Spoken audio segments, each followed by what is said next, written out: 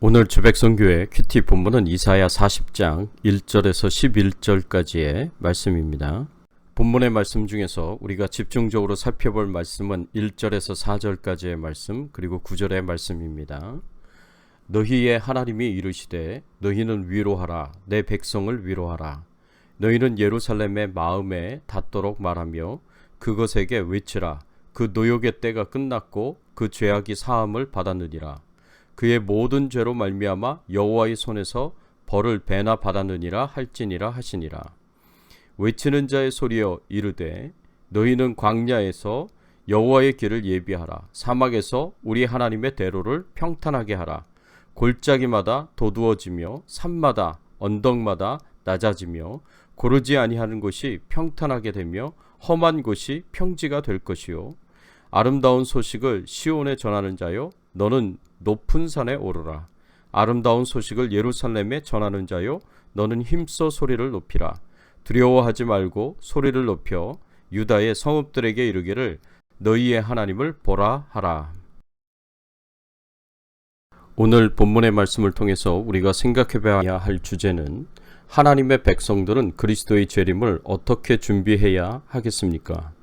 오늘 본문은 이사야 선지자가 약 100년에서 150년 후에 일어날 바벨론 포로 사건을 예언한 이후에 다시 포로 귀환이 이루어지게 될 것을 예언한 말씀입니다. 이사야서 39장 마지막 부분에 이스라엘 백성들이 바벨론의 포로로 잡혀가게 될 것을 예언하셨고, 또 40장에서는 바벨론 포로 생활을 끝내고 다시 이스라엘 땅으로 돌아오게 될 것이라는 예언의 말씀을 주십니다. 그리고 이 예언은 포로 생활 70년 만에 페르시아의 고레스 왕 때 이루어집니다. 하나님의 백성들은 그리스도의 재림을 어떻게 준비해야 하겠습니까?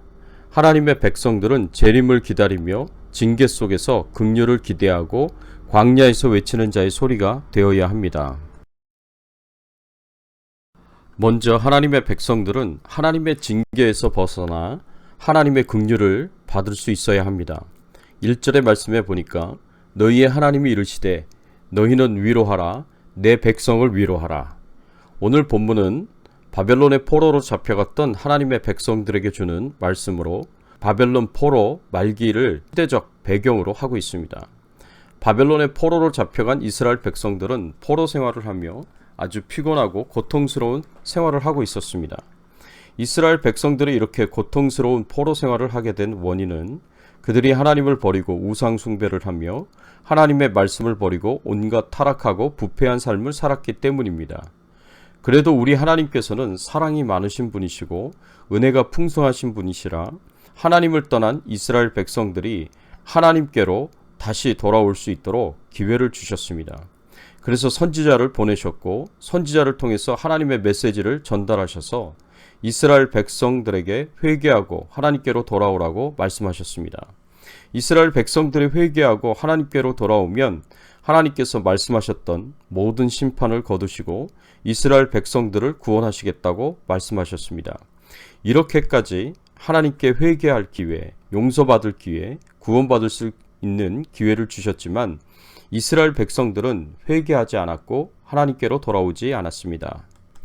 그래서 하나님께서는 이스라엘 백성들을 바벨론에게 넘겨서 멸망을 당하게 하셨습니다. 많은 사람들이 전쟁으로 죽었고 기근과 전염병으로 죽었습니다. 그리고 또 많은 사람들이 바벨론의 포로로 잡혀갔습니다. 그래서 이스라엘 백성들이 바벨론의 포로 생활을 하며 피곤하고 고통스러운 삶을 살게 되었습니다. 이렇게 하나님께서 이스라엘 백성들의 죄악에 대하여 채찍을 들고 치셨지만 끝까지 냉정한 마음으로 이스라엘 백성들을 대하지 않으셨습니다. 하나님께서는 이스라엘 백성들을 징계하셨지만 그 징계 가운데서도 긍휼을 베푸시기를 원하셨습니다. 그래서 페르시아의 고레스 왕을 통해서 바벨론의 포로 생활 70년을 끝을 내시고 다시 이스라엘 땅으로 돌아올 수 있는 기회를 주셨습니다. 그래서 하나님의 70년의 그 징계를 받고 고단하고 고통스러운 포로 생활을 하고 있는 이스라엘 백성들을 위로하고 싶어 하셨습니다. 그래서 이스라엘의 선지자들을 향하여서 너희는 위로하라, 내 백성을 위로하라고 명령하셨습니다.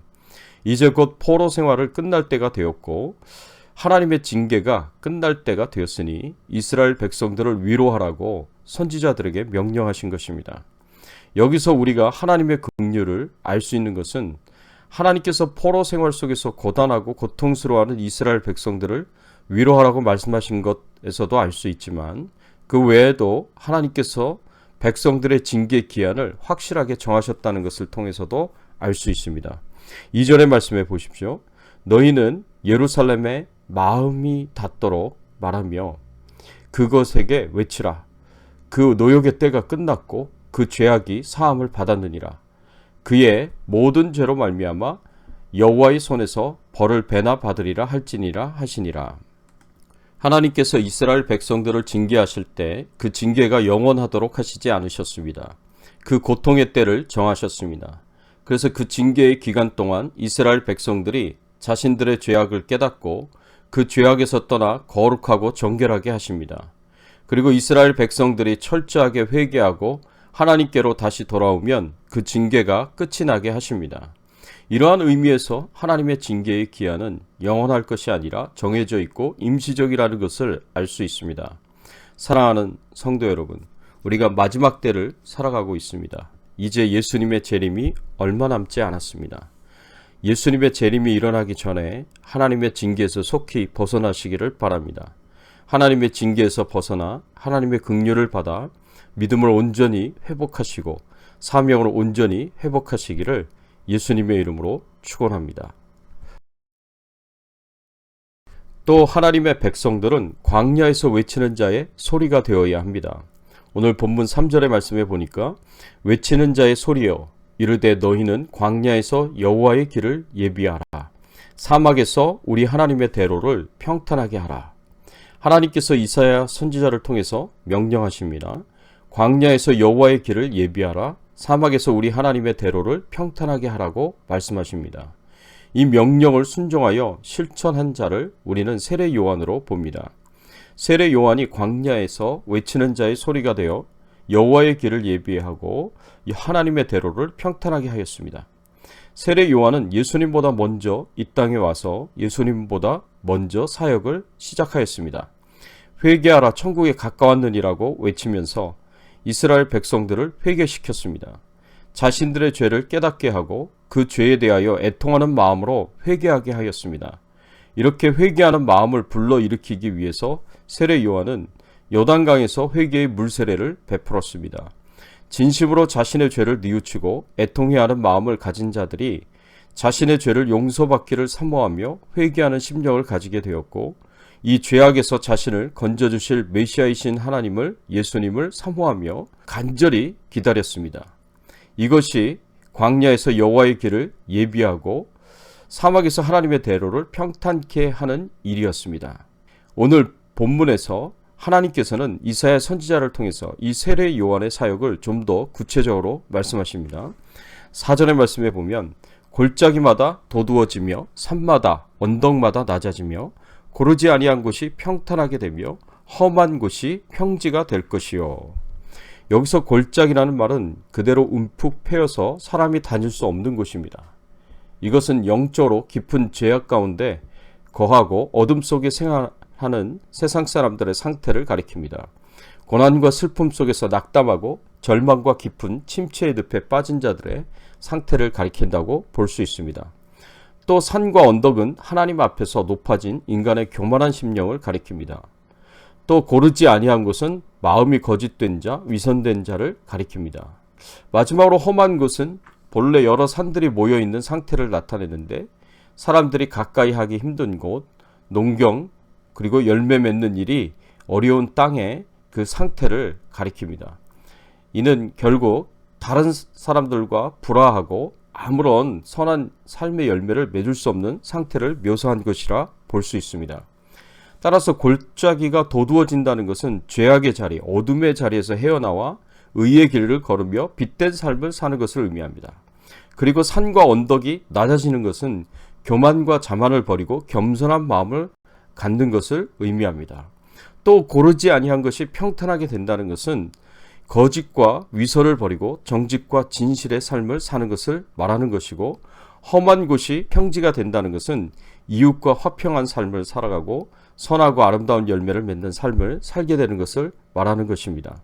이것이 주의 길을 예비하는 세례 요한의 사역이었고, 세례 요한은 사는 동안 이를 위해서 노력했습니다. 사랑하는 성도 여러분, 세례 요한이 예수님의 초림을 준비하는 자였다면 오늘날 우리는 예수님의 재림을 준비하는 자들입니다. 세례 요한처럼 예수님의 재림 전에 예수님의 재림을 예비하는 자로서 하나님을 믿지 않고 지옥을 향하여 가는 자들이 하나님 앞에서 자신의 죄악을 깨닫고 회개하고 하나님 앞에 돌아올 수 있도록, 그래서 죄악의 자리에서 벗어나 빛된 삶을 살아가고 교만을 버리고 겸손하게 되고 거짓과 위선을 버리고 정직과 진실의 삶을 살아갈 수 있도록, 화평한 삶과 아름다운 열매를 맺는 삶을 살아가도록 복음을 전하고 하나님의 말씀을 전하는 삶을 살아야 할 것입니다. 9절의 말씀에 보면 아름다운 소식을 시온에 전하는 자여 너는 높은 산에 오리라. 아름다운 소식을 예루살렘에 전하는 자여 너는 힘써 소리를 높이라. 두려워하지 말고 소리를 높여 유다 성읍들에 이르기를 너희의 하나님을 보라 하라. 이 말씀처럼 아름다운 소식, 복된 소식, 복음을 땅끝까지 전하여 주의 재림을 준비하는 저와 여러분들이 되시기를 예수 그리스도의 이름으로 축원합니다. 함께 기도하겠습니다. 하나님, 이제 주님이 이 땅에 오실 때가 얼마 남지 않았습니다. 속히 하나님의 징계 속에서 저희들이 긍휼을 받아 벗어나게 하시고 하나님께로 온전히 돌아와서 신앙을 회복하고 하나님의 축복을 회복한 삶을 살아가고 사명을 회복하는 저희들이 되게 하여 주시옵소서.